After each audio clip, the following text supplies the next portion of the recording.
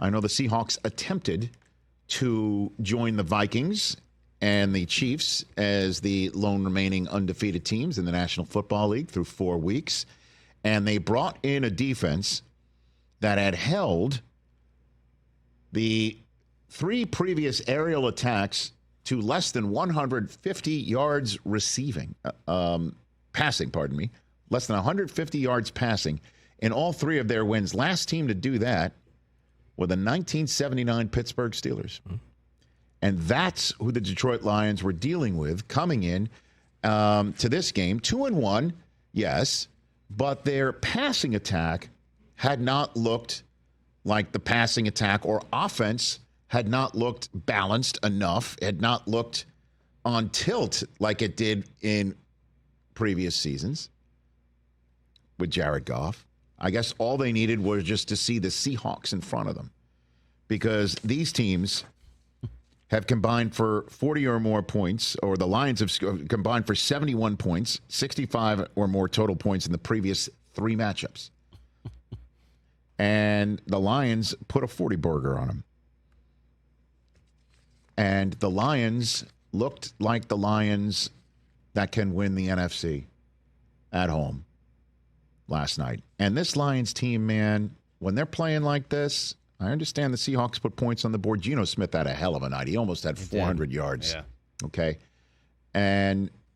But when the Lions play like this, when they get 3 rushing touchdowns, when they jam it down your gullet with David Montgomery, who now has had at least 1 rushing touchdowns in 7 consecutive games dating back to last week 16, that ties the franchise record held by Billy Sims.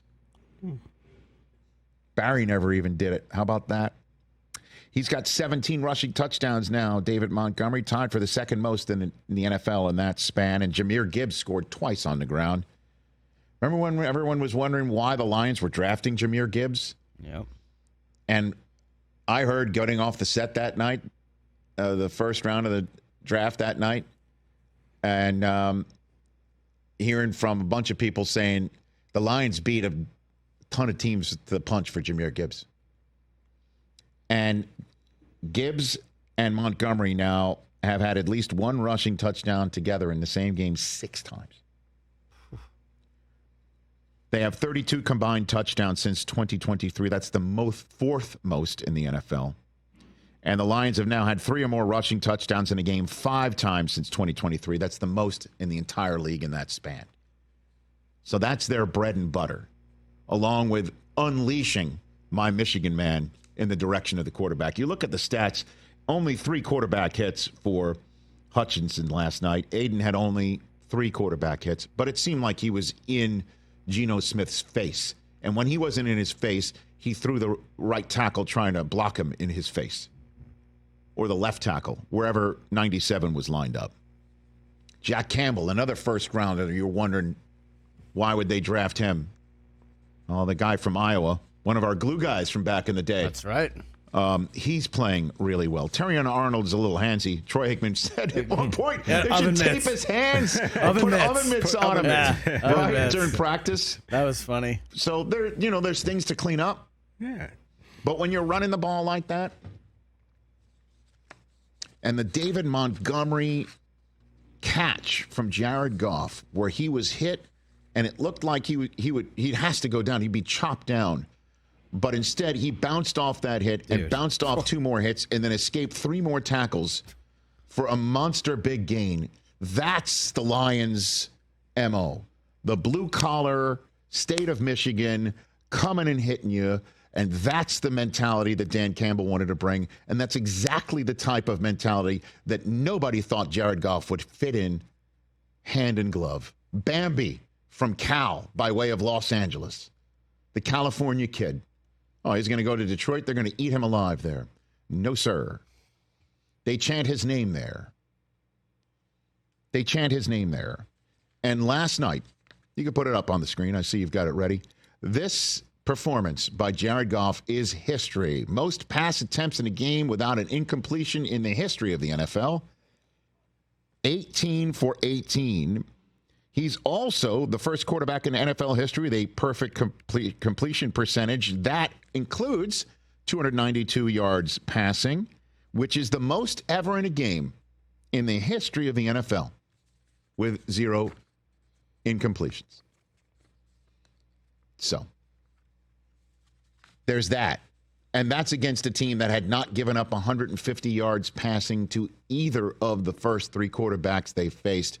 First time since the 79 Steelers to do that. That's the defense Jared Goff did it against. And then part and parcel of these Lions teams of hitting you in the mouth and maybe doing some great smart passing and some great efficiency is the goofy Dan Campbell moment that we all love. As a matter of fact, Susie's the one who broke this news to me this morning. I did not know that Dan Campbell did not give a game ball to Jared Goff in the victorious locker room. 18 for 18, 292 yards. Nobody's ever done that before. No game ball for him. Somebody, I guess, informed Dan Campbell of this, leading to a great soundbite post-game. Yeah, well, I just gave the game ball to somebody else, so I feel awful right now. You're not the safety, so. Yeah. No, I knew he played a heck of a game. I did not realize he was perfect. I did not know he was literally 18 for 18.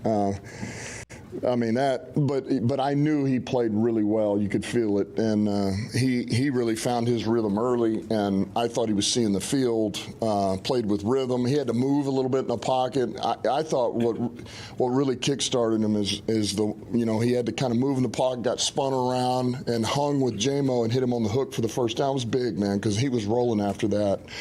But just a number of huge throws, played with poise, got us in the right play. It was a heck of a play down in the red zone on the catch. Good throw by Saint. Been working that. So I just thought it was excellent.